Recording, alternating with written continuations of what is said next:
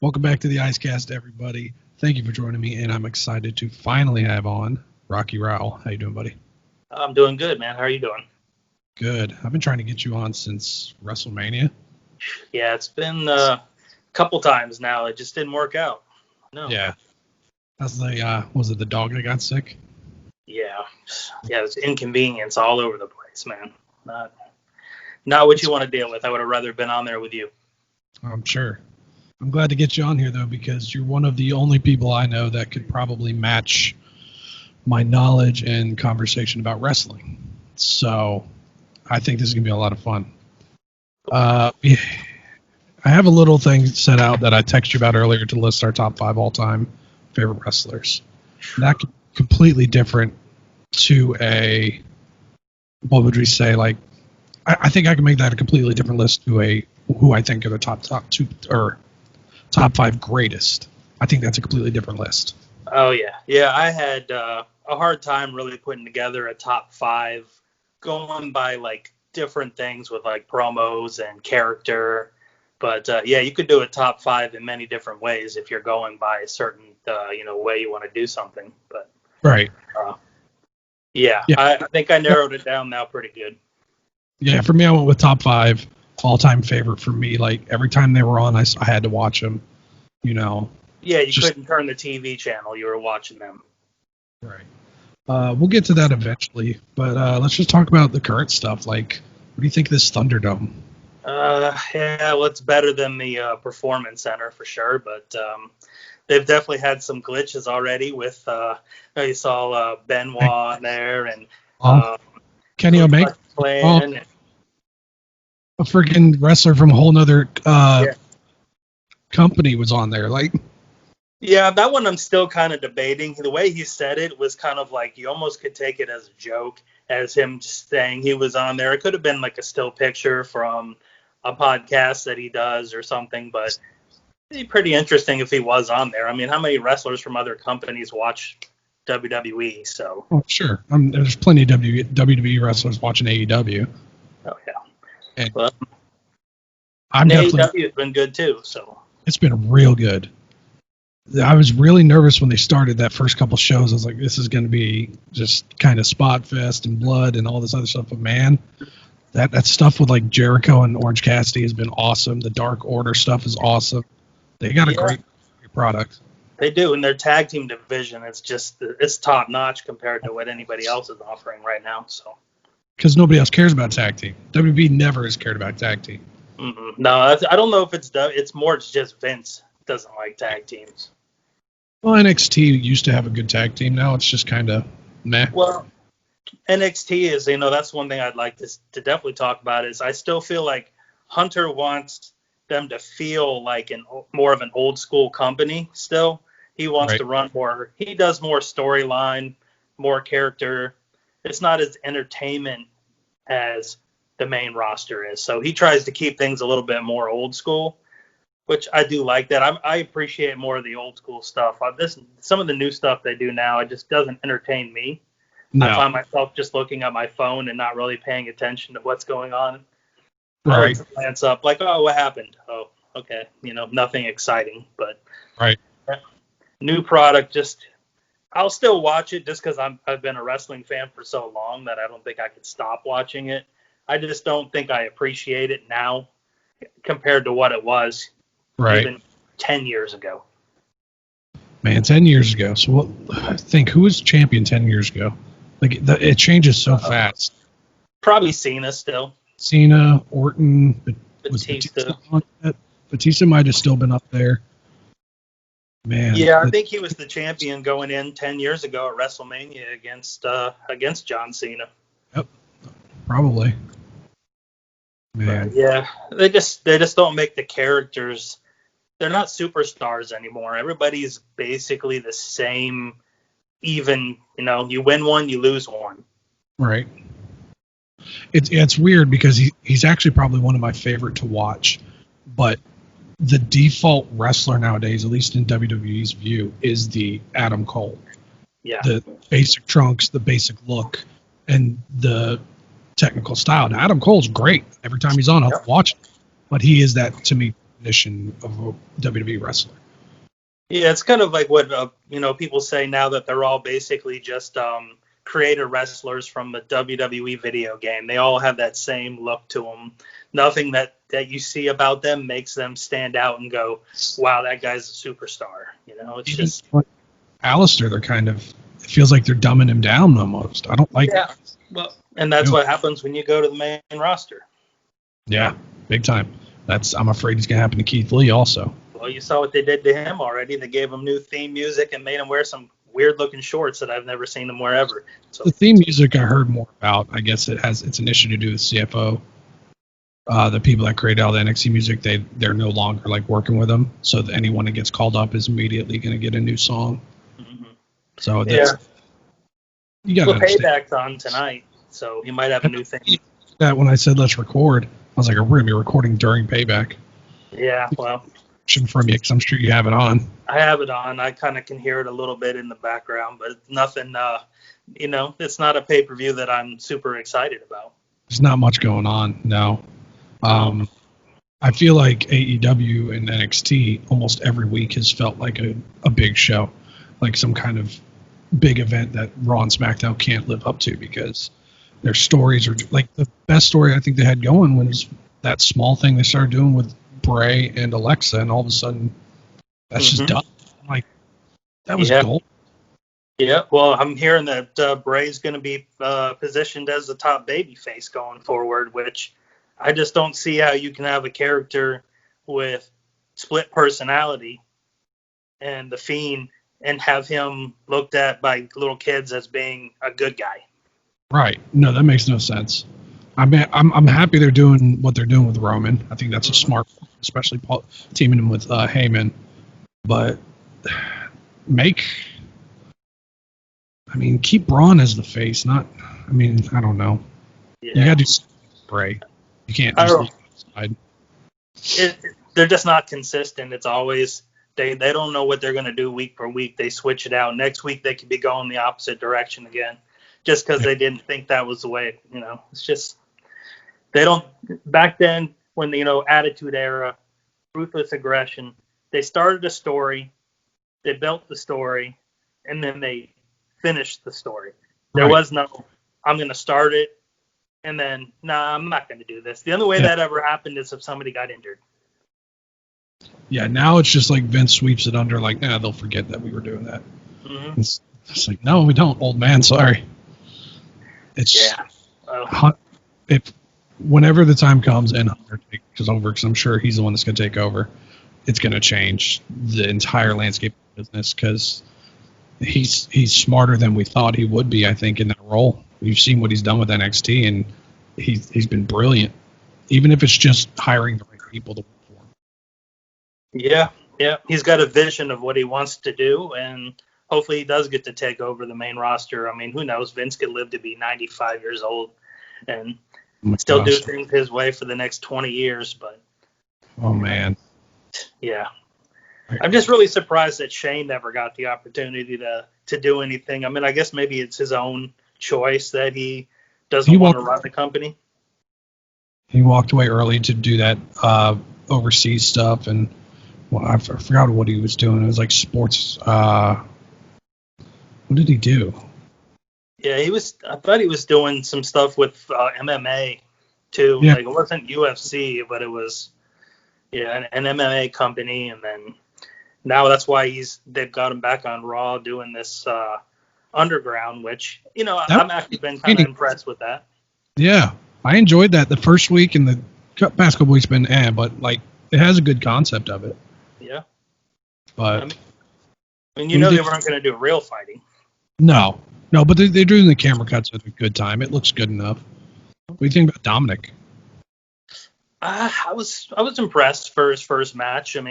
I was actually more impressed with Pat McAfee's first match. But dude, he could go. Like, I was just, excuse me. Yeah, that was impressive. Yeah, I would say both of them, though. They both did pretty well for their first matchups. They also had people they were performing with that were, top. Rollins and Adam Cole, but. Yeah, pretty good so far for his first match, and I think Dominic in the future. especially going under what's possibly going to be Prince Mysterio. That's a pretty cool gimmick, you know. Yeah. It's kind of weird that you would go from being not with a mask to a mask, but I understand, with it being Ray's kid. But a lot of kids, people are going to be like, wow, man, the guy was just out here without his mask on the other day, but now I'm not supposed to know what he looks like. I think they're going to, hopefully, at least what he's probably going to think of it as more of a in the ring, that's when the mask is on type thing, Mm-hmm. I don't know. Maybe his dad will pass it down to him kind of thing. I'd figure out how they do that. But yeah, it'll be interesting to see what they do. I mean, I think if he gets used the right way, he could become, one of the next, not to say superstars, but top people on their roster. Do you think he should stay up, or should they send him to NXT for a while? Because so many people that deserve. Like, what are they doing with Ali? That dude's money. Like, how do you not push him to the stars? Because he's not 6'3". Yeah. Well, even still, look how long it took to push Braun Strowman. It's true. I mean, Drew McIntyre came back, and he wasn't exactly the best off, when he first came back either. But look at him now, 3 years later. So I feel like they put the title on him and then just kind of gave up. It's like they put on cruise control. Yeah, but his promos have been pretty good, especially the one he did against Randy where he called him a prick. And I was like, man, that was pretty much, I felt like he was really telling the truth in that promo. Like some inside heat on that one. Yeah, like, that's how I really feel about you. Mm-hmm. Overall, I mean, his run as a champion was way better than Braun's run as a champion. Yeah, that was bad. I forgot he was champion for a while. I think I was talking to my buddy Josh on Xbox one night, and I'm just like, who's the SmackDown champion? I had no idea. Yeah. Completely forgot. He wasn't supposed to be champion, though, because he took that from, was Roman? Yeah, Roman would have got the belt from Goldberg at Mania. So they just kind of said, well, we're just going to, run with him as a transitional champ till we figure out, I guess, what we want to do. But right. Put it right back on Bray. Put it back on Bray, but then probably take it right off of Bray to give it to Roman because... That's fine. I'm okay with that. Roman's good. Always has been. This new little heel thing going on is going to be entertaining. So, yeah, should be a good pairing. I mean, it kind of makes you think, like, all right, so what's Brock going to think about it? What's Brock? Is Brock going to come back? I hope not. I hope not either. I hope he gets some weird stick up his ass and goes to AEW for a little bit just to get ruined over there. I don't know. I'm just tired of seeing him. Yeah, I haven't missed him. No, not one bit.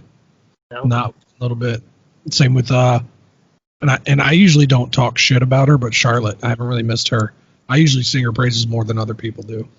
But yeah, I think she needed to go away for a little bit and kind of just get a little bit of recharge because, yeah, she was, pushed down our throats every single week. And Sasha and Bayley have kind of got to shine a little bit now for the last 2 months. Amazing right now. They're hilarious together.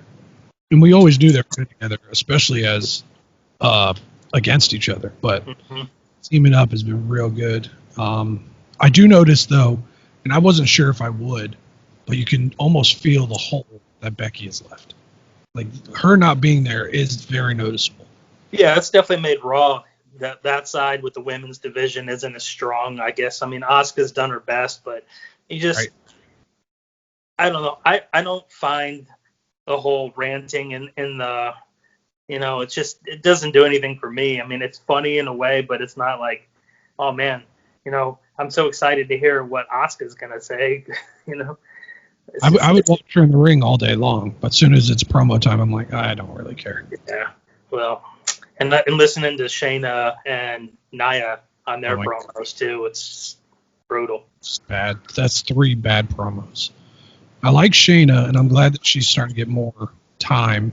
I don't really like Nia anymore at all. Mm-hmm. No, I think promos is definitely the lost art in wrestling right now. Oh, yeah. Well, my list has, I would say, 2, maybe 3 of the greatest promo guys also. But my top 5 is very, very technical. Yeah, I would say mine's got a little bit of, I don't know, let's say mid, 10 years ago to a little bit more of an old school. I just, my era, I watched from early 90s. Right. Attitude, ruthless aggression was the best time frame. So what I watch now, I still enjoy it, but there's just not a person that stands out to me at this time that I could, Right. Did you hear about that Triple H saying that there won't be another star like John Cena? He'll be the last main star ever. Yeah, and you say that because I was actually on my I kind of put down some topics of things that I was thinking about for this, and that was definitely one of the things that was on there, saying that Triple H pretty much said there's never going to be another guy that's going to be the top guy. We're just going to go with a bunch of guys. Makes sense. If they tried their best with Roman, and that's why I feel bad for him, because that wasn't his choice to get just shoved down everyone's throat. Mm-hmm. Anyone did it organically. Becky came the closest, and nobody expected that from a woman, especially. But she absolutely killed it. Very much a Stone Cold type rise. Yep. And that's the thing, is I think they can't really prevent it in a way, because if somebody comes along and audience just wants that person and they go crazy. Look at Daniel Bryan 2014. They had no control over that. He was either going to do it or the people were going to riot that place. You see a lot of these signs like back in the day, like if Cena wins, we riot. If this, I really think if Daniel wouldn't have won at WrestleMania that year, there might have been some big problems. They might have actually had an issue. That was one. Even as a fan, for so long, knowing the business, knowing the kayfabe and all that stuff, you felt like this is the most real it's felt in so long. Like this dude's, trying his best, and they keep knocking him down. That they probably knew back at SummerSlam, we might, give it back to him. Never on that level. Mm-hmm. They had to have known by Rumble. Damn it, we should have gave it to him then. Yep. Yeah, I think they knew then, but they knew that Batista had come back, and Batista was like, I'm winning the Rumble, and that's it. I came back. You told me I was winning the Rumble. Put me in that match either way. So, but yeah, that a lot happened around that year. That was, the whole CM Punk walking out too, because he was told he was going to be in the main event that year, and basically they said, no, sorry, we're not doing that. You can fight Triple H in the first match, but yeah. And he's like, no, I'm out. I was your champion for 400 and some odd days, and then you took gave The Rock the belt. It's funny, looking back, I've watched some old matches, and Punk was always great. He really never, to me, was the best in the world in the ring. He was kind of technical, but he was kind of sloppy. And I'm like on the mic, you probably could be considered one of the best, but in the ring, it was okay. Yeah, and I think that's where people, I think they miss him more for his promos and what he would say on the microphone than what he actually did in the ring. Right, exactly. His best wrestled match was that match against Cena in Money in the Bank. That was an incredibly wrestled match by both of them. And, all the crap Cena used to get, it sucked that it took him being gone for so long for people to be like, oh, I miss him. I was like, no, that dude was one of the greatest to ever do this business. He was. He knew how to do it. Yep, he knew how to do it. That's exactly it. There's just like Flair.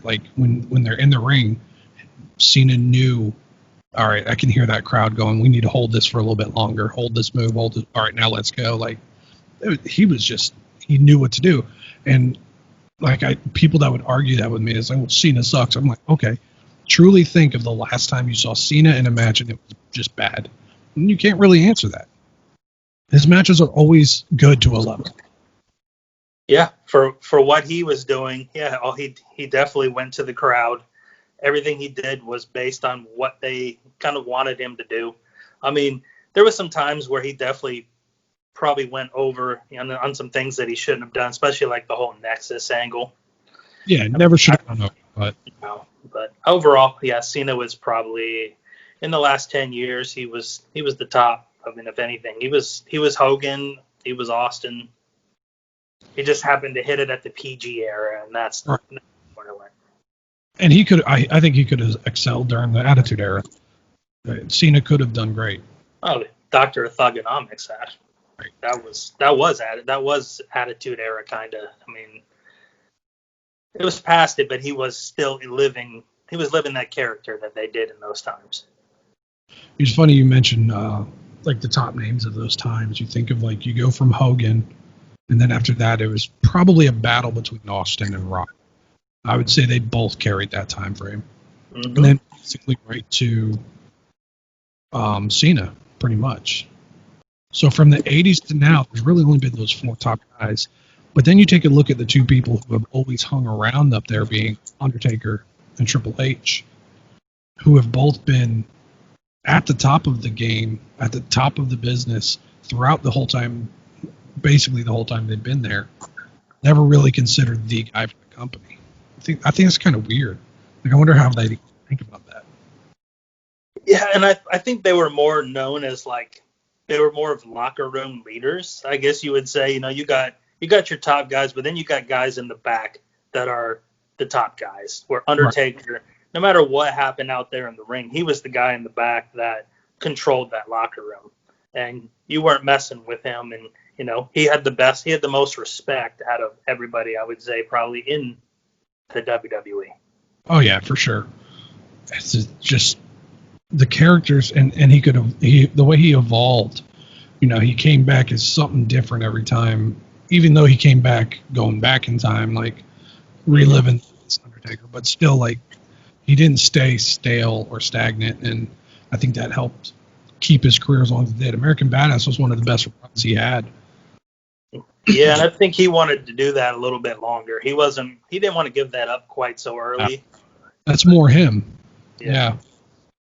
That absolutely. That even came with a whole finisher change, like using the last ride instead of the tombstone. Like, it was complete change, and I love that. Well, the last ride was so much better than the tombstone to me. I remember like around that time learning more and more about, okay, you know, you kind of do this, you know, Tough Enough came out, you learn more about backstage stuff. I looked up more like training things because, you know, I was going to try to be a wrestler, and I'm looking and I'm like, okay, so the tombstone, you tuck your head, it's fine. I saw the last ride and I was like, you will never fucking do that to me. Lift me like that? No, I don't think so. I was never going to take something like that. Yeah, that move, when I was a kid, I used to think that the Razor's Edge would be a move that would hurt you really bad. Right on the neck when it's done the right way. Yeah. Razor Ramon, Scott Hall, Razor Ramon, the character, was my very first favorite wrestler. I don't know why, but I think the first match I like remember seeing was him and 1-2-3 Kid, in the match that Kid stole and all this other stuff. But it was just, there's something about like legit that machismo he had and the swagger he had, and I was like, this dude's awesome. And they're like, he's the bad guy. I'm like, whatever. He was Austin before Austin. You know what I mean? So that's when you first got into wrestling, you would say probably around then? Was that your time frame of when you'd say you really got into it? For me, the first like thing I remember was, I can actually still remember, was like right around the Steamboat Savage rivalry, because my cousin watched it so much and he got me into it. And I was probably on like 4 or 5 when that was happening. And then but the first match that I saw that all of a sudden I was like, I need to watch this every chance I get. I want to do this when I grow up, was actually WrestleMania 10, Razor Ramon versus Shawn Michaels in a ladder match. That's it. I think I remember in the 80s, I used to watch, whenever I'd flip the channel, come across like Saturday Night's Main Event or something like that, and I would watch it. But I think I really got into it when I remember my stepdad took me and Scott to the Bayfront Center. And this was still NWA. It wasn't even WCW yet. It was NWA. In the main event, it was Dusty Rhodes versus Barry Windham in a chain match. That was probably brutal. It was so brutal that I was literally like, I don't know, I was probably 7 or 8, and I thought Dusty was being killed. Right. And I was like, overcome with emotion, thinking like Dusty's just getting, busted up. He's bleeding everywhere. I was so upset, and I just remember like getting home and like I wanted to find out like the next show when it would come on. I'm like, what happened to Dusty? What's going on with him? And then I just really, that's when I had to put it on and watch it every week and Yep. see what was going to happen. Oh man, Dusty was. Actually, I didn't really get to enjoy Dusty while he was in his prime. I was born in '83. But I obviously, being as much of a wrestling fan as I was, still am, I went back and watched as much as I could on him, and seeing his feuds with like Flair and just that man for his size was so incredibly good.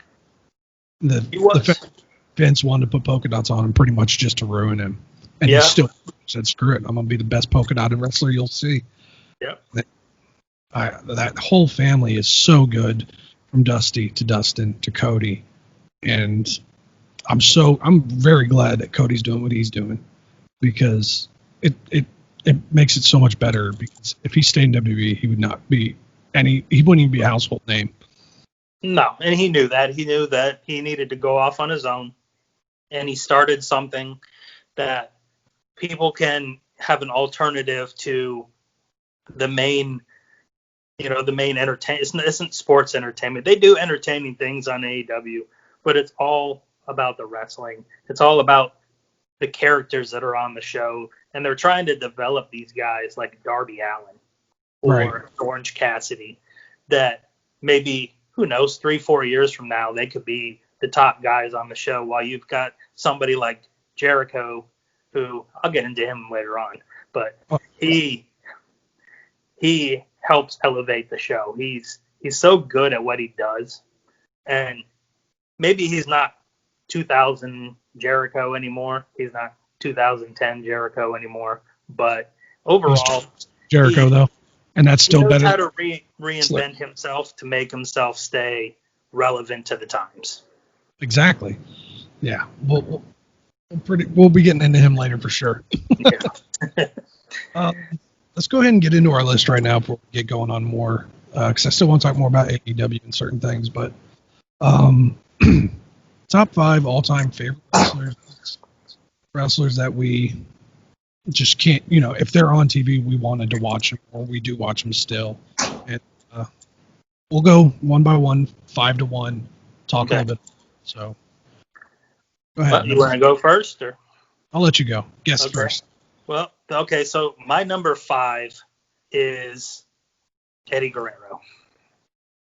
Okay. Very good. There's just something about him from, I would say when he was in WCW, I liked him. I thought he was a good wrestler. But there wasn't really anything about him in WCW that I really was like, Eddie's a star. This guy's, I just thought he was one of the good mid-carders that would have a good match and go out. And then he got to WWF.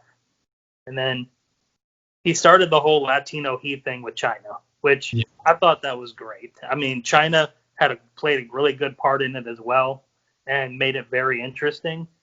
But then once he got past that and he started to develop his character there more, you saw what he could do even as a face when he first got the title, when he beat Brock Lesnar, got to go to Mania. His character, everybody was really, all for him. The way he did things with his personality and the faces he would make and just the things he would do. And then when he got to turn into that heel at the last, right before he passed, and he was doing the whole thing with Ray and Dominic, I just loved everything he did was just, I would say it was gold. I mean, and just think about half the stuff he did. He did it when he was having problems with substance abuse. I know. And just imagine if he would have been sober, on how he probably could have really started, to stand out. So just imagine if he was still around. Not just Ricochet, Seth, Cole, dude. Man, I don't know if he'd be able to wrestle now if he was still around. I don't know. You never know. I mean, Edge is still doing it, so it's. gosh, man, Eddie was one of the greatest. My number 5 is probably not on many people's top 5, but that's Christian. Out of 2, Edge obviously broke out, became a legit mega superstar. For me, there was something always about Christian that I was like, people aren't seeing it. Like when he was in the ring, he was better than most. You could technically see that when he cut the hair. Before he cut the hair, he had that little thing with Jericho. That was hilarious. That tag team they did. But when he cut the hair, and it was actually when he went over to TNA and came back. There's just something about him. I'm like, this dude, this Captain Charisma freaking gimmick he has going on. He was amazing. And finally, they get him in a program with Orton for a summer. And that was one of the best programs I've seen in a long time. The string of matches during the summer with him and Orton, going back and forth, one more match. So good. So, for me, for sure. That's a good pick. I mean, I was at Extreme Rules 2011 when he climbed the ladder and got that belt. Oh. And I've never heard a place explode. I mean, it was like if Austin came out or Rock came out, and when he grabbed that title. And it was definitely one of those moments that you'll just never forget because the guy worked so hard to actually get that belt. Right. And to not be labeled, I guess, the Marty Jannetty of the group, but he never was. He was definitely, he was worth, and he should be a Hall of Famer. 100%. And I think he was able to get away from that shadow quite a bit of Edge. When they split up, there was a chance that he was going to get stuck in the tag team division, stuck maybe doing nothing, but he was able to break out, even if it was for doing that whining, crying thing. But yeah, he definitely was able to break away from it, luckily. Yeah, and I heard that I don't know if this is true, but I've always heard that there's a rumor that the reason that he never got up as far as he did is because Vince McMahon hated his face. There was a story, I guess, on a flight somewhere that Vince actually wanted him to come out with a blue, like they wanted them, like how they blew people's faces back in the day. They wanted that to do that to him the whole time. He thought it'd be hilarious because he didn't like his face. I'm like, you got there are people on the roster than Christian. Come on. Yeah, I never got that one. All right, so number 4, I'm gonna go with an older guy who I he was a loyal top guy for a long time. Never could have went other places. Probably got offered to go for a lot of places, but Sting, number 4. Just growing up watching WCW, the surfer with the paint, he was always the guy that when I would watch, I'd always wanted Sting to be the top guy. I wanted him to win. He was the top baby face. He was always entertaining to me. His promos weren't the greatest. I mean, the guy, he wasn't a guy who liked to get on the microphone a lot, but Some of the stuff he did, I went to some live events for WCW back in the early 90s, and you get to see a little bit more of a different side of these guys when you're at a live event compared to on television. And I just remember some matches that he would yell and scream out some things to the audience, and we just Scott too. He was always really big into Sting. So we would actually fight. I want to say we would fight over who got to be Sting if we were doing a match, or we had the action figure Sting. We both liked Sting for WCW when it came to the WCW guys. And overall, he could have. Vince offered him money, I think, several times to make the jump to come over, and he said, "No, I'm staying with WCW to the end." Stayed loyal to him. Even took a back seat, when guys came in like Hogan, Savage. I remember the true professional. I remember when NWO came in at the time as a fan, I thought it was awesome. And then looking back on it now and you see all the guys that had to take the back seat, like Sting and stuff. And I was like, man, that really sucks. Mm-hmm. But Sting was definitely loyal. I always enjoyed him. To be honest, I don't even know if he's in my top 10, but for some reason, I was always more of a Luger fan than a Sting fan, but definitely one of the greatest of all time. Like we were saying earlier about the list, he would probably be a lot higher on my greatest list than on my favorite list. Oh, yeah. It was just, I always, you say that with Luger. There was you either liked Luger or you liked Sting. there wasn't too many people who liked Sting and Luger at the same time. Right. And, It's weird. yeah. So my number 4 will be a little bit quicker because my number 4 is Eddie Guerrero. So we already got to talk about him a little bit. For me, his rivalry with Ray in WCW was so good. The match at Halloween Havoc, I could still watch today. The first match I ever saw him in was a match with Benoit when Benoit first started in WCW, and Benoit powerbombed him with such force. I was like, why does he hate this man? It was one of the most vicious snap powerbombs I've ever seen in my life. And it wasn't until like Ray started doing the LWO, and I was like, he has a lot more to him than just wrestling. So that's when I started thinking, and he came over with the Radicals and everything, and the whole thing with China was Latino Heat was gold. And then he started everything he did with Chavo, the Lie, Cheat, and Steal. That was great. The stuff with Kurt and finally winning against Brock, and it just was a great success story. So the way we lost him was just, I don't think it could have been more heartbreaking. Yeah, he had so much more to give. He was just getting started, I think, I mean, and then to say that he was in the wrestling business for already 20 years before that. And I feel like he still had another, like you said, he could be doing it right now. You never know. Yep. Yeah. All right. Well, so number 3, I have another old school guy. Heel is probably my favorite heel to watch. Was Mr. Perfect. Ooh. All right. Dude, that gum toss, I don't know why I always did that. Every time I have a piece of gum, I'll still spit it up and swat it. Mm-hmm. It's just, overall, I would say he was probably one of the best athletes that was in the company. He could have a good match with anybody. When Hogan said that when you had to work with Kurt Hennig, you had to check your ego at the door because the guy could run circles over anybody.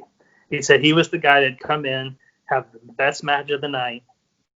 His character was that cocky, but also he had just a little bit of, like, oh, I wish I could be like that. Even though he was the bad guy, you were like, man, I want to be like that guy. He could throw the football and run and go catch the football. The whole vignettes they did with him and the bowling with Wade, and then Wade Boggs, and he was just so cool back in the early 90s. Like, and then when he got the Intercontinental title, even though if you think about it, he never really held the belt that long. He had it twice, and he held it for, I would say, a couple months each time. But right. To me, he just goes down as, I think, one of the best Intercontinental champions of all time. He was one of the few that brought that belt. He made the belt instead of the belt making him. When he had it, people wanted it. Same with like what Brett did with it, and Shawn. That was the Fighters Championship, and when he had it, you knew that he was a champion. That belt meant something at that time. Yep.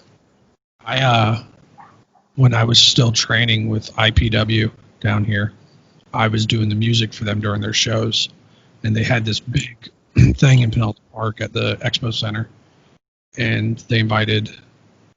They had Bryan Danielson, who's Daniel Bryan now, and they had Kurt Hennig there, and I got to meet him real quick in the back. He was just an awesome dude. He was really cool. Nicest person I ever met though was CM Punk. Absolutely nicest person I ever met. That's so weird. That's funny you say that, because I have a buddy that he wrestles independently here in Florida named Bruce. I don't know if you know Bruce Santee. Yeah, he was one. I grew up with him. I mean, we went to middle school together, high school together. We were in Boy Scouts together. But I talked to him. This was several years ago. We had a talk, and he actually said that Punk wasn't the nicest guy in the world. Really? And, yeah, because I remember saying to him, like, oh yeah, I'm really liking this new guy that they got in there. Punk. He's been a couple of years now. He's doing pretty good. And he's like, yeah, guy's not. He's not easy to work with. And I was like, okay. It might be. Like for me, it was just I was doing music, and Punk was down here for one of the memorials they were doing, tournaments, and he was handing his CD over. He's like, it's this, start at this number. I was like, okay. He's like, so how you enjoying it? And I'm like, it's good. He's like, look, if you stay with wrestling or you go somewhere. Just remember one thing: don't let anybody tell you can't do it. I was like, thank you. So I mean, like to me, that was the coolest things he could have said because I didn't know who he was. I was like, dude, have a cobra tattoo on his arm? Like, what the hell?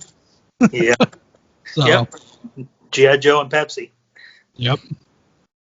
Wow, Mr. Perfect. So my number 3 is one of the greatest technical wrestlers to ever step in the ropes. One of, I can't really say one of the most underrated because he was also very small, but that's Dean Malenko. Okay. If you put a mic in front of him, you're going to change the channel. Mm-hmm. But if he's in the ring with anybody, I think he could have had, like, he had 10-star matches with Mysterio. You could have put him in the ring with Hogan. You could have put him in the ring with Viscera probably, and he would have had a great match. He was so good from toe holds to just running through the match, and you could tell they just never missed a beat. And I don't know why I just was drawn to him every second he was on screen. That's a definitely interesting choice. I mean, the guy was a great wrestler. I was actually watching some old Attitude Era stuff not too long ago, and I came across when it was him and Lita were having like a feud, and he was going out he wanted to go out on the date with Lita, and then the matches, and he put on some really good matches. Yeah, with her. It was great. The story though, so dumb. Like, did not do well in WWE, and it sucked. I think he wanted to get there, and he got in there, and he got to be part of a Mania match that he had never been in before. But I think he pretty much knew his time in the ring was coming up too, because he went on to become a trainer right after he retired. Yep. Now he's producing for AEW. Yep. So I mean, he's got a great mind, and I remember when I was ready to like get into training and stuff, I knew that there was a Malenko school in the Bay Area, but they had already closed doors by the time I was out of high school ready to train. So I was sad about that. Yeah, well, Connor keeps talking about how he wants to still go and do this, and I'm, there's a lot of people in Florida. I mean, you're lucky right now being in Florida on how many different wrestling schools there really is. So if you really want to do it, I mean, this is the place to be. Yep, he'll be, if he really wants to do it, he's gonna do great at it. I really think so. The weirdest is once you start training, you actually lose that love for it that you used to have. It's weird. Because while I was training, like it would come on TV and I'd just be like, oh, I'll watch this. First time you hit those ropes, or you did that back bump, or the first time ring and Roderick Strong chops the living out of you, dude. I will still never forget. And you guys even know today, if he's on TV, I just like cringe because while we were training, Roderick Strong was part of IPW, comes in the ring to all these kids training. He's only a few years older than us. He's like, line up, and we line up on the ropes, and he just bang. And I'm just like, and from then on, every time I saw him, I was like, fuck this guy. And every time that you tell us about that, every time we see Ronnie, we got to give you some hell about that too, because he's another guy that's underrated. He's a good wrestler, but there's another one like Malenko. You put the microphone on Roderick Strong, and you're gonna flip to anything else. It's unfortunate because in the ring he could probably go with anybody, absolutely anybody. Yep. And he's also another one that's only probably 5'8", 5'9", maybe. Yeah, never gonna be considered a main guy. No, he needs to get. I really think it's time for him to get away from the Undisputed Era. Also, give him and Cole maybe a little feud or something. I think that'd be very entertaining. Yeah, he's the first guy I would think that would get kicked out if they're going to kick anybody out. Yeah. All right, so we're at what, number 2? Yep. All right, well, number 2 is Chris Jericho. I mean, when it comes to all around, I would say his debut in '99 on WWF probably goes down as one of the best debuts ever. Yep. And this was right around the time where people knew he was coming. The internet was starting to spoil who was going to go where. But the way they built it with the whole Millennium Clock and him coming out with in the Rock and doing the Popeye face and all the stuff when he got told, well, yeah, nobody cares what your name is, and he just made those faces, and his promo was pretty. I would say it was pretty good. I listen to it now and go, I don't know, some of the stuff you said probably pissed off some people in the back the way what you said, but overall it was a great promo. The guy could wrestle against anybody, and then over time his promos always went with the times. Like if it he wasn't just gonna stick to the same shtick over and over again. He moved on to the short hair and the tights, and then being the guy that wanted to beat up the legends, to moving into the list, and now being on AEW with the bubbly and the inner circle. Like he's just, every time it changes, he changes with it, and right. There's just nothing I can say that about him that I don't want to watch him. I mean, like, AEW's on. If Jericho's on, I'm watching it. Yep. To think that he can have such a good program with a wrestler that puts his hands in his pockets, like that's there. He's pushed Orange Cassidy to a whole nother level than that guy probably ever should have been at. But I understand that 100%. Especially his promos with The Rock too, when they would go back and forth, was probably some of the best that I ever remember seeing. I remember reading in the books that Jericho wrote, one of my favorite things I ever read. He was doing a promo.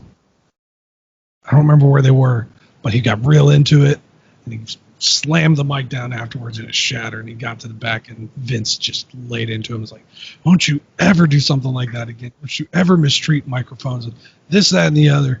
And Jericho goes, "Austin does it," and he goes, "That's Austin. You're Chris. Never do that again." And Chris was like, "Damn." Uh-huh. That explains Jericho's whole journey. Just like, on top of the world, I'm doing this. No. Oh, all right. Yeah.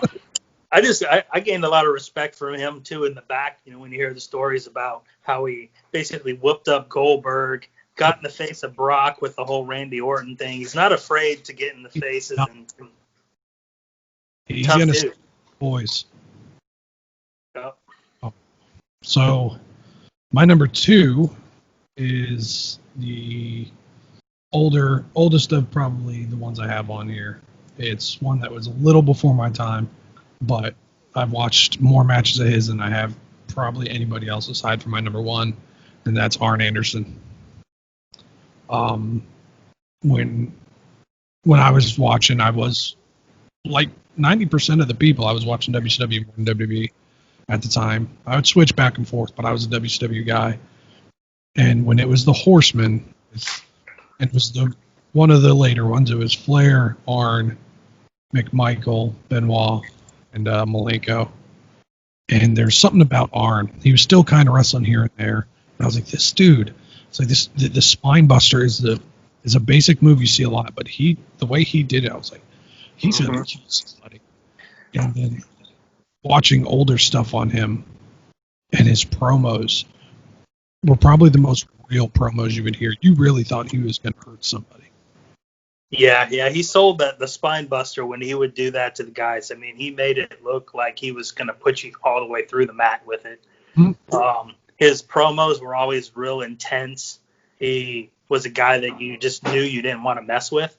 That's what they called him, the Enforcer. The guy would go out there and just beat people up. Right. You say you watched the older version of the Horsemen, when you got McMichael and Malenko and stuff. But talking about, late 80s Horsemen, I remember Flair and Wyndham and Anderson and Sid Vicious. Like, that. Oh, that leg break. That's all I think about now when I hear his name. Yeah. Oh, but yeah, no, I bought the Horseman DVD when it came out back in the day. I've gone back and watched so many Horsemen, and Tully and Arn, just like FTR. That's who FTR reminds me of, is Tully and Arn, the Brain Busters. And the old Horsemen, you look at like Flair decked out, and even though Tully fit that Horseman look, and Then you look at Arn, it's like he had the button up on, but he looked more of like the bouncer for the team than like the other guys would be at the bar having a drink or in the VIP lounge, and Arn would probably be at the door. And he was standing there watching to make sure that nothing happened. Yeah, loved that. That was one of the greatest, and you can't call it a character because I'm pretty sure that's just how Arn lived life. But you can't find that nowadays. You don't have that kind of a persona in wrestling right now. Oh yeah, and you say that with I saw FTR that's actually going to be managed. It looks like by Tully Blanchard now. I'm pretty excited about that. Yeah, I think they're going to form like a Horseman version eventually in AEW. Arn Anderson has his own podcast, and they asked him or talked to him about it a little bit, and he said if there was any kind of style for AEW, what he would pick would be the FTR, Cody, and actually Brody Lee is who he would want as the fourth. Really? I never heard Brody Lee. I heard couple things. I actually heard of Wardlow. Oh yeah, he's MJF, and kind of doing like like how Batista branched off from Triple H to where Wardlow eventually would go off on his own. But I'm thinking maybe Matt Cardona now with Cody and FTR. I want him. I want to like him so much, but he's still like I think as Zack Ryder, he did a really great job of pushing himself, but it just couldn't get behind that bright colored, just his movement, everything. Like, ugh. But when he came out on AEW to save Cody, and during that match, he did have a different vibe. So I'd like to see a more serious version of him. Yeah, he's jacked too now. I mean, he's definitely been working out. So, so we're at number one. All-time favorite wrestler. Pretty easy for me. Stone Cold Steve Austin. I mean, there was nobody that I would put on the TV more for than Stone Cold. During the Attitude Era, he was every week I couldn't wait to see what the guy was going to do next. I mean, when the whole hosing down McMahon with the beer to the feuds with The Rock, he wasn't the best wrestler. Right.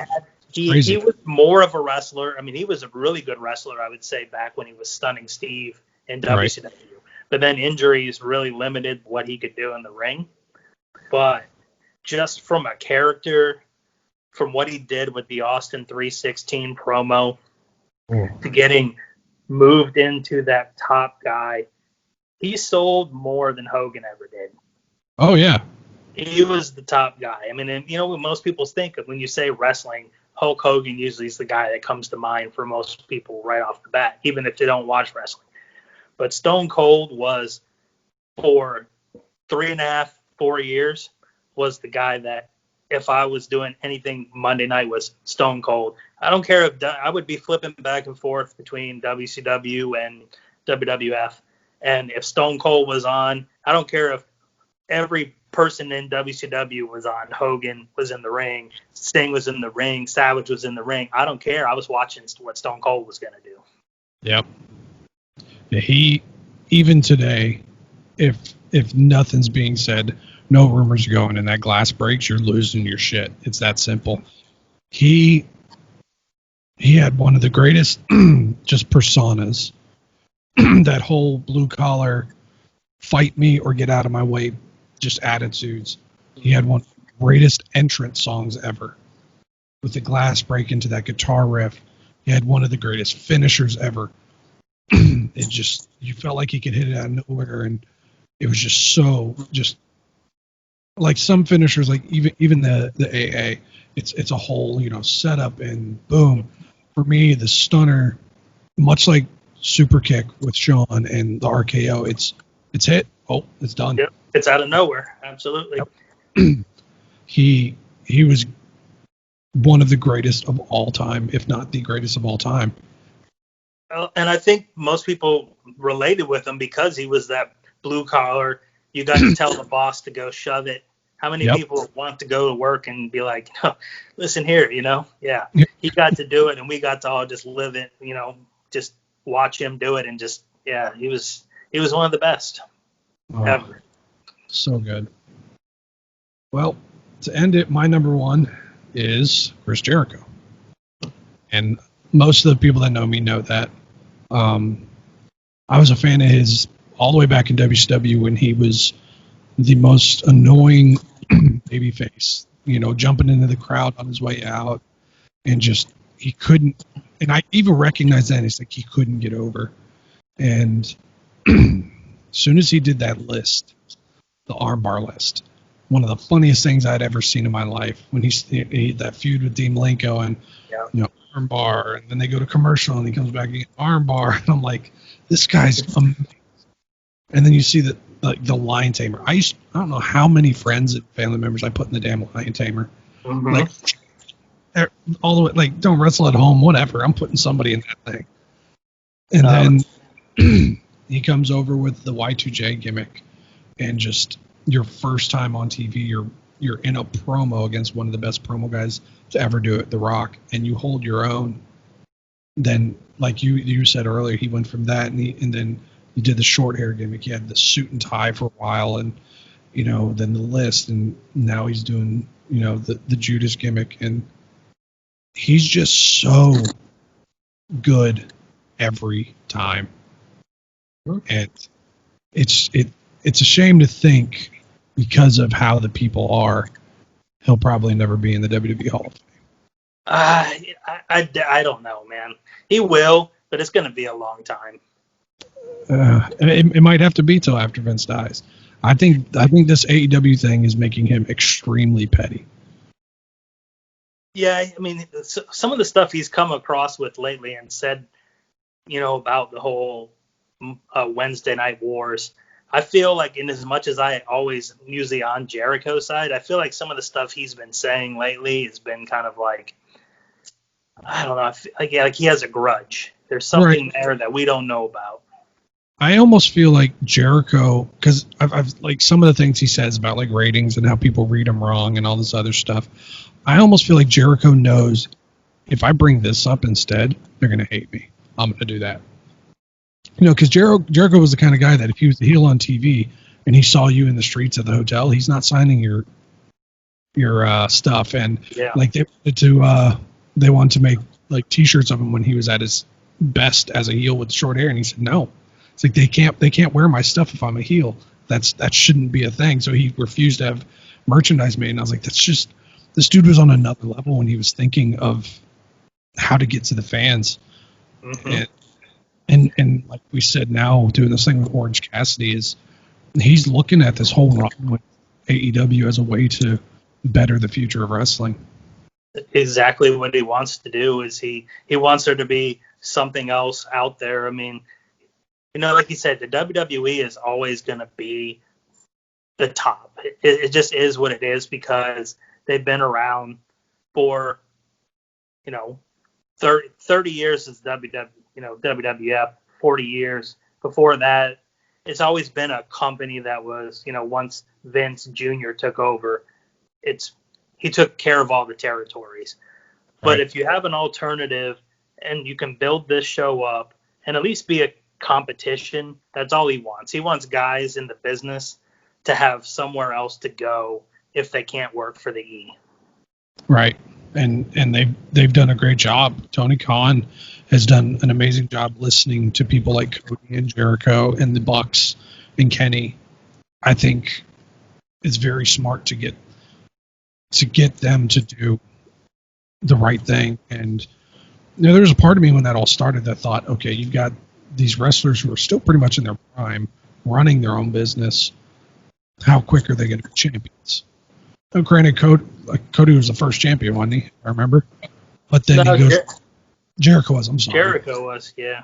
But Cody did do a thing where saying I guess he wrestled for the title, and if he loses, he would never wrestle for that championship ever again. So that's saying something. The dude's still in his prime and is never going to wrestle for the heavyweight championship. Yeah, and I think that he did that for a reason, because everybody said, yeah, you're going to throw the title on him. You're going to throw him on the Young Bucks, which they haven't. You're going to throw it on They thought they were going to throw the main title on Omega. Now they just put him in with the tag team, which him and Paige has been a great tag team. But I'm going to be looking forward to the split, and when they have their feud together, that's going to be pretty good. It's going to be really good. Hangman Page, I think, is one that could have done really well in NXT with Hunter. I think Hunter would have boosted him up big time. Yeah. I didn't realize he's only I think he's just 29 years old, too. Yeah. He's not an older guy. He's got plenty of time. And who knows? I mean, somewhere down the road, maybe he is an NXT. Yeah. I mean, we don't know the future of anything. There's still a chance you could see people like even Omega at some point. You don't know what kind of relationships could go wrong or right to lead him possibly trying it and at least getting the WWE under your belt, if anything. All right, so now we've set our list. Did you have I had a couple honorable mentions, guys that pretty much could have made my top 5, but right. I'll just go with Brett, Sean, Stone Cold for me. Ric Flair. See, Flair for me was always, I consider him probably number 2 of the all-time greatest. But for me, it was just kind of meh, he's on. If he was cutting a promo, I was watching. 100%. Yeah, his matches weren't always they weren't entertaining matches most of the time. Right. Another one, though, for me, who's probably not even considered as one of the best wrestlers, but for me, he would probably be top 10, would be Batista. Anytime he was on, I loved watching him.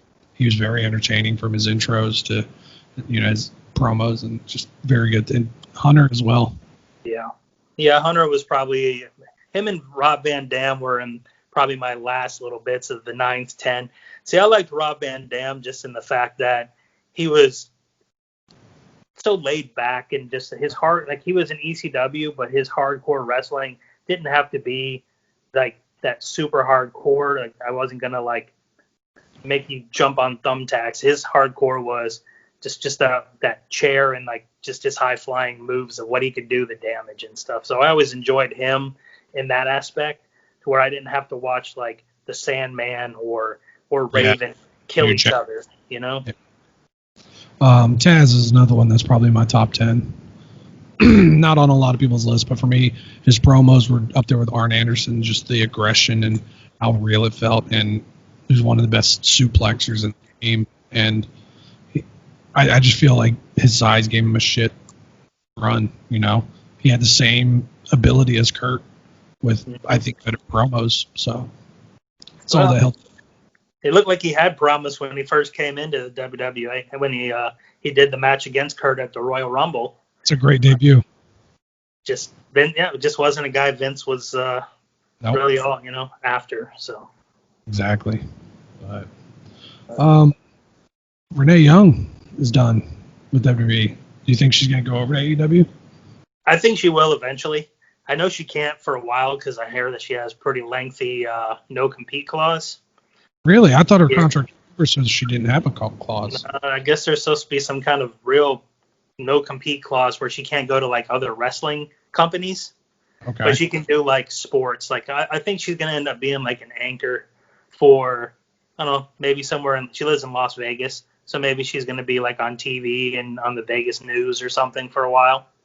That's what she started as in Canada, doing sports. Right. I'd like to see her be one of the lead announcers for XFL when it comes back. That'd be cool. Yeah, that'd be cool. Rock could do it. I mean, it's not affiliated with anything wrestling, and he got it on his own. So that's gonna be interesting. Yeah, I think so. I mean, it was doing really well when it came back. I was enjoying it. It was definitely better than that other one they had. I can't even think of AFFL or whatever, but yeah. I don't know. It was entertaining. I thought it would probably would have been a success if the whole pandemic didn't happen. So ruined a lot of things. This football season is going to be really weird. Your draft. Now I find out just recently our draft, because apparently I'm still in the damn league, but that's coming up on the 5th, right? Yeah. Yep. Next week. So I don't know how you guys are going to handle that. Well, I was just looking at, you just play it by ear. I mean, you do the draft, and if something happens and the league you just can't do it, you just can't do it. But I mean, I'm sure there's going to be, what I'm hearing is there's going to be some more options available this year, where I think if somebody was to get COVID, I think you can do some kind of replacement without having to go through the waiver wire. Like, where I think you might be able to just grab whoever the backup is. If they're like available, you could probably just put them on your team, and you don't have to go through the whole I put my claim in first kind of thing. Right. I'm going to have to check into it more. I was reading something about that, but they haven't really said for sure what they're going to do. I mean, for at least for the Yahoo League, I haven't heard anything. So, Right. It's going to be an interesting year. How's Denver looking? Are you looking for a good year? I'm looking for an 8-8, 9-7. Wow. Build the team. I mean, it's realistic. I mean, you're building a young team with Drew Lock as hopefully our franchise quarterback. The guy looked good last year at the end. I mean, he looked like a guy who could become that guy. And They drafted a bunch of young. They got Cortland Sutton and Jerry Jeudy at wideout with Noah Fant at tight end, and you just brought in Melvin Gordon as a running back.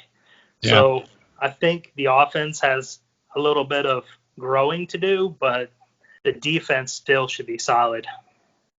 Yeah, I think so too. What about the Bucs though? I gotta have somebody that's on here. This it's now or never. I mean, they built a team, Brady, Gronk. They've got an offense that should score tons and tons of points. It's the defense. The defense is going to probably give up 20, 30 points. You really think they're that bad? I don't think they have a very good secondary at all. Okay. Is there a chance, though, that secondary bumps up just for the fact of knowing we have somebody like Tom Brady on our team, we have to step up? Well, I hope they do. I mean, right. And it all falls on the defensive line, too, where if somebody gets injured on that beast of a line they got, then it gives the team more time to throw the ball. Yep. So, the corners will even look worse, or the safety. But when you got guys like Shaq Barrett and, Sue coming down and you don't have the time to throw, you can make any corner look good. So that's a plus. And they just got who they just signed the running back. Used to be real good. Yeah, Shady. LaShawn McCoy. That's it. So we'll see how he does. I mean, they need a good back, and then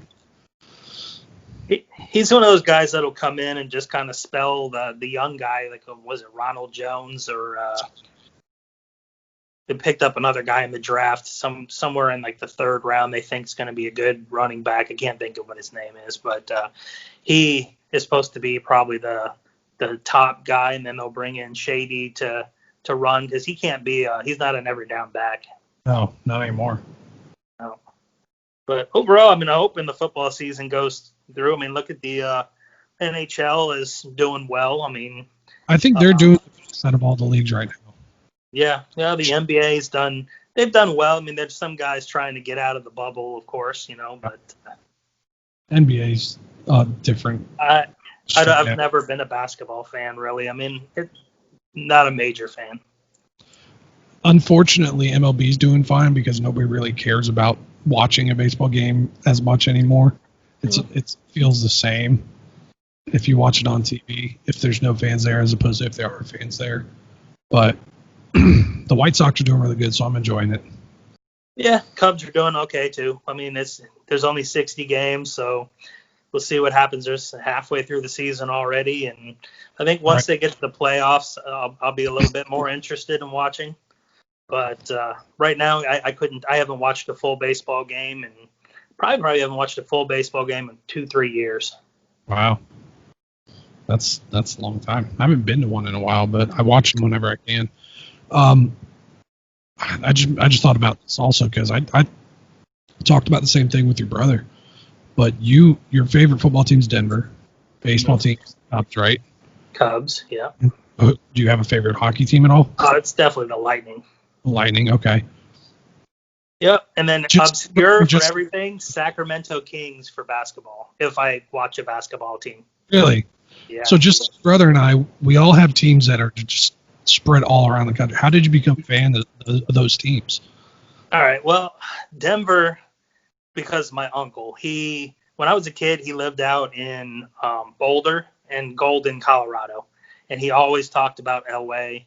He always talked about the three amigos with the the wide receivers and just how good of a team they were. So he was always, when he'd come to our house, he'd always be like, Denver this, Denver that. Was watch the Broncos, and I just started watching it with him and just got, that was just the team. Which originally my first team that I really liked when I was a kid, before I just kind of really knew what was going on with football, was the Cowboys. Oh, that was your first team you liked? Yeah, because they were winning Super Bowls, and they had Emmett and Mervin and Eggman. That was probably the first team I liked because of Emmitt Smith also. There's something to, Gator Boy, and he was so good. Yeah, it was more like a bandwagon jumping team because they were the top team, so I was on.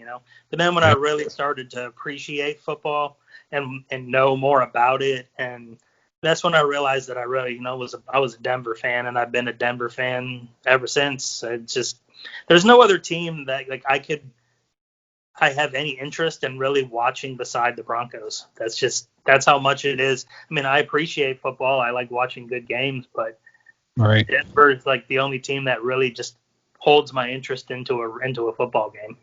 Wow. And how about the Cubbies? Cubbies, that's an easy one. With my whole family that's basically out of Chicago area. My mom grew up in right outside of Chicago. My uncle, my aunts, everybody, and then they went to Michigan. Come on, you gotta be a freaking Cubs fan. They were north. Yeah, they were Northsiders. I mean, it's Cubs fan. Only the people who like the White Sox. Yeah, no, come on, man. You're the only one. I thought, for some reason, I always thought you were a Royals fan for the longest time. No, I was a Royals fan for a season when they had Ben Zobrist, but no, it's always been the White Sox. Okay, you and Obama. Right. That's my biggest celebrity fan, freaking Obama. Yeah. I've mentioned this with Scotty though. It's like I do have other teams that I like Oakland. I like them a lot, and they're doing really well this season too. But for me, anytime anybody's against the White Sox, they're an enemy. Mm-hmm.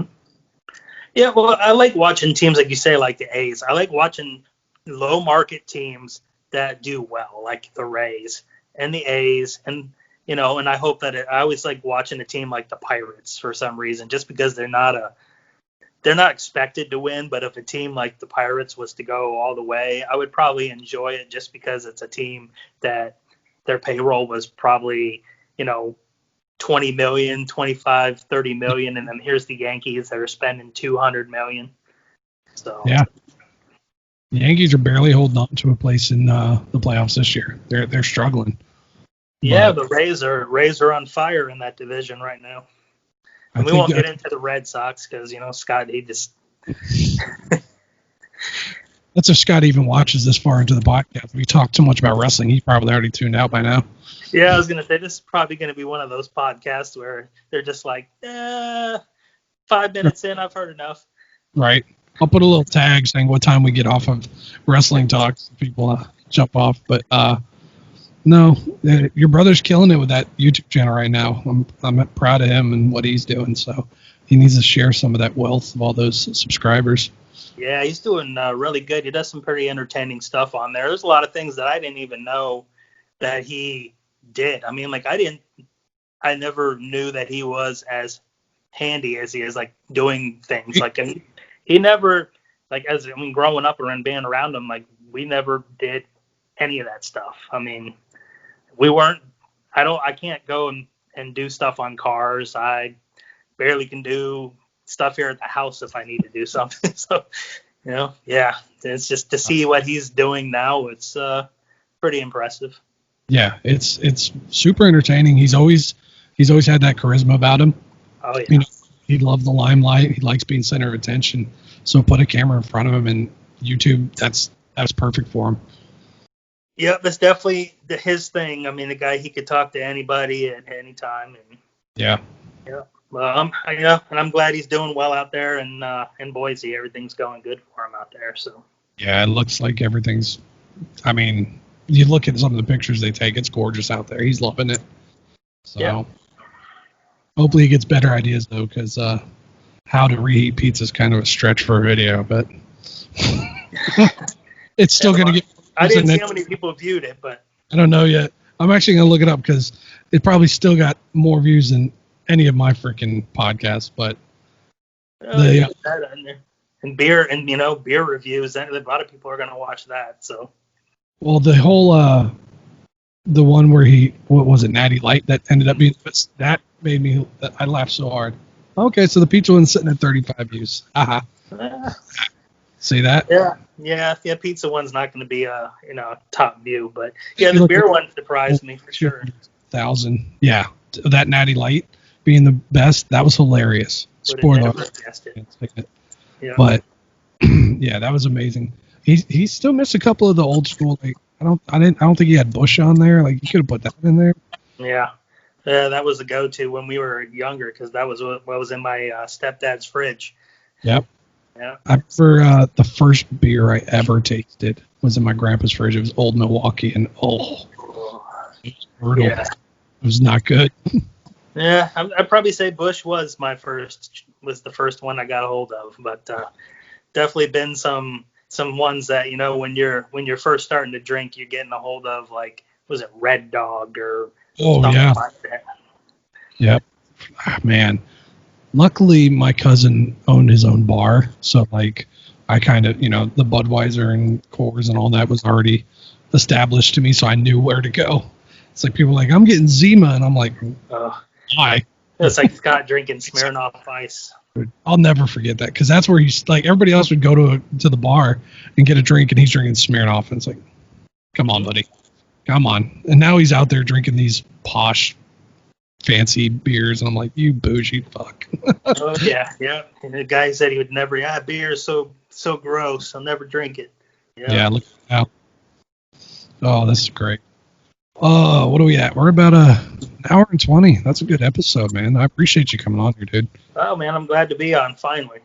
Well, you're going to be on a lot more because wrestling's wrestling. We're going to get more events. Big news is going to happen. Anytime that does, I want to try and get you on.